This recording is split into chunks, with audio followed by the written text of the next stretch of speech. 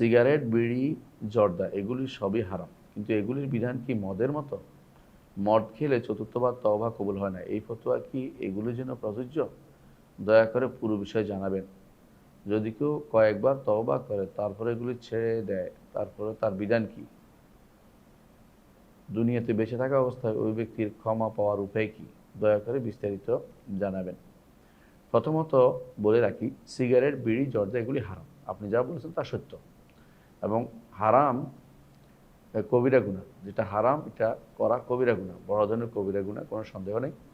এবং এটা ইচ্ছাকৃত বারবার করলে আরও বড় কবিরা গুনাহ হয়ে যায়। একসময় এটা তবর হয়ে যায়, অন্তরের মধ্যে মোহর মারার মতো অবস্থা হয়ে যায়। কারণ গুনাহ বারবার করা এবং এটাকে ছোট মনে করা এটা আরও ভয়াবহ বিষয়। সেজন্য সিগারেট, বিড়ি, জর্দা এগুলি খাওয়া যাবে না, এগুলি হারাম।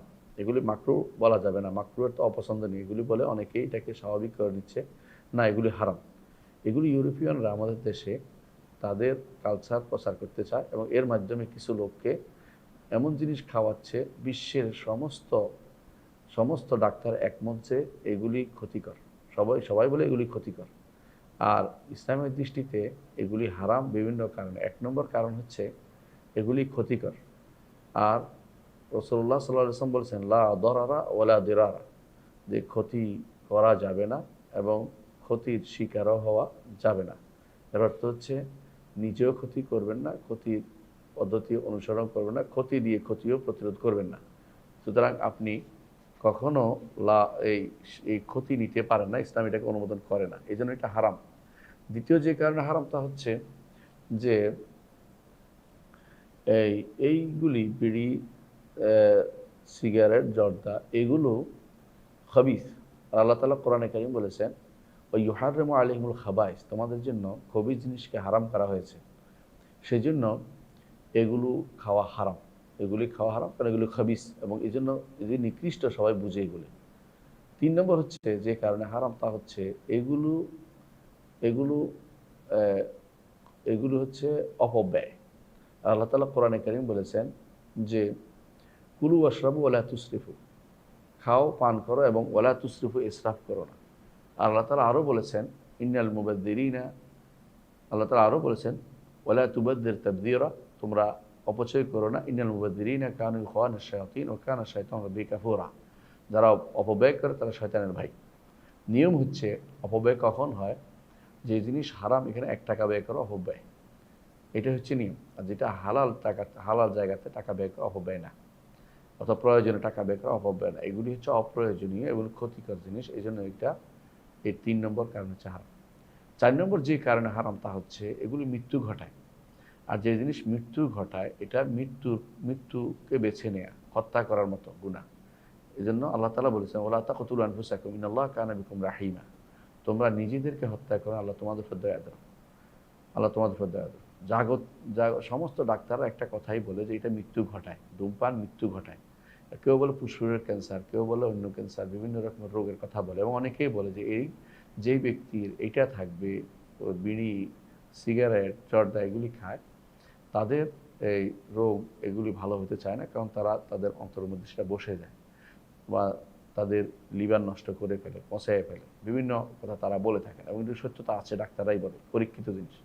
সেই জন্য যেহেতু এটা হত্যা করে, দৃঢ় মৃত্যু আর সরাসরি মৃত্যুর মধ্যে আপনি বুঝতে পারছেন যে মৌলিক কোনো পার্থক্য নেই। যারা জানেন যে দৃঢ় মৃত্যু হচ্ছে, তার মৃত্যু জিনিসটা খাওয়া যাবে না, কারণ কাতলুন নাফসের ভিতরে পড়বে।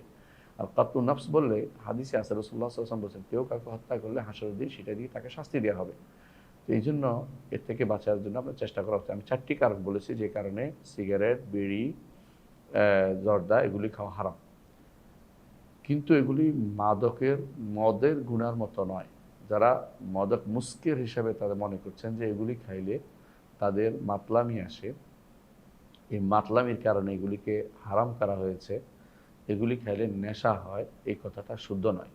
এই কথাটা শুদ্ধ নয়। এগুলি খেয়ে নেশা হোক বা না হোক, এগুলি এমনি হারাম। আর নেশা হলে, নেশার কথা আপনি যে বলছেন যে এগুলো মাদকের মতো, কথাটা ঠিক নয়। মাদক অল্প বেশ খাইলেই নেশা আসে, এবং এবং এটা ভয়াবহ গুণের ভিতরে পড়ে, এটা ৮০ বেত্রাঘাতের ভিতরে পড়বে এটা খাইলে কেউ। সিগারেট, বিড়ি, সিগারেট খাইলে ৮০ বেত্রাঘাতের হুকুম তার হবে না। এবং এগুলি গুনার ভিতরে করে হারাম, তাকে নিষেধ করা হবে, এগুলিকে বাধা দেওয়া হবে, কিন্তু 80 বেত্রাঘাতের বিধান তার উপর প্রযোজ্য হবে না। তো সেই কারণেই তার উপর প্রযোজ্য হবে না যে চতুর্থবার, যেটা আপনি বলেছেন যে এগুলি যদি চতুর্থবার খায় তাহলে তার তওবা কবুল হবে না, তুই না তাল খাবাল খাওয়া পর্যন্ত এই যে হাদিসটা আছে এটা এদের জন্য প্রযোজ্য হবে না। এটা আমাদের অনেক ভাই না বুঝে অথবা তারা ইজতিহাদে ভুল করে তারা এই ফতোয়া দিচ্ছেন। এই ফতোয়া এর জন্য কার্যকর হবে না। আলেমরা, আপনি যদি এটা দেখেন আলেমদের ফতোয়া দেখতে পারেন, আয়াতুল কেবাল তারা এটাকে এই ভিতরে অন্তর্ভুক্ত করে নাই। সুতরাং সিগারেট খেলে 80 বেত্রাঘাত বা জর্দা খেলে 80 বেত্রাঘাত বা বিড়ি খেলে 80 বেত্রাঘাত করা হবে, এটা কেউ বলেন নাই। অথচ মদের শাস্তি নির্ধারিত শাস্তি হচ্ছে 80 বেত্রাঘাত। তাহলে বোঝা গেল যে এটা মদ আর সিগারেট, বিড়ি এবং জর্দা একরকম না, হারাম, কিন্তু দুইটার হুকুম ভিন্ন ভিন্ন, দুইটাকে একসাথ করার কোনো সুযোগ নাই। তো মাদকের সাথে এটাকে একসাথ করবেন না। আশা করি বিষয়টা বুঝতে পারছেন।